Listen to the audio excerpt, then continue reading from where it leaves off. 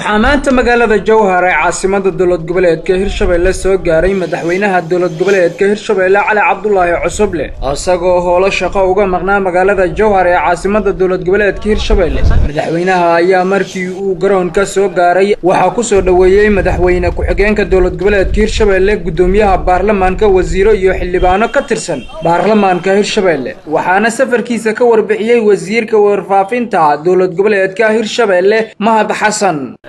waxaan maanta ku soo dhaweynay garoonka magaalada Jowhar ee dowlad goboleedka Hirshabelle madaxweynaha dowlad goboleedka Hirshabelle Mudane Cali Cabdullaahi Cusuble oo bariyahan safar shaqo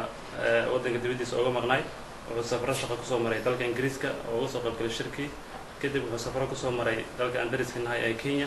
halkaas runtii muddo badan uu halkaasi kula soo kulmay safaaradaha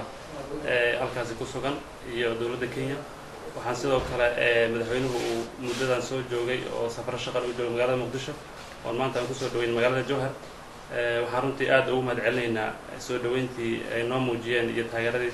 shacabka reer Jowhar runtii safarkiisa shaqane wuxuu intiisa badan ku saabsanahay horumarinta maamulka Hirshabelle gaar ahaan dib u dhiska ciidamada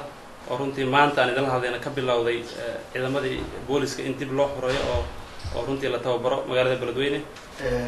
Hirshabelle intii dhisneyd waa markii labaad oo ciidan tababar loogu sameeyo magaalada Beledweyne Jowhar waxay ka tirsan tahay Hirshabelle waana caasimadii maxaa u diiday in ciidamada tababar ay helaan tababarka ciidamada ma ahan wax ay maamulka Hirshabelle sameynayaan waxa naga caawinayo runtii hay'adaha hay'aduna runtii waxay xarumahooda weyn ku yaalaan magaalada Beledweyne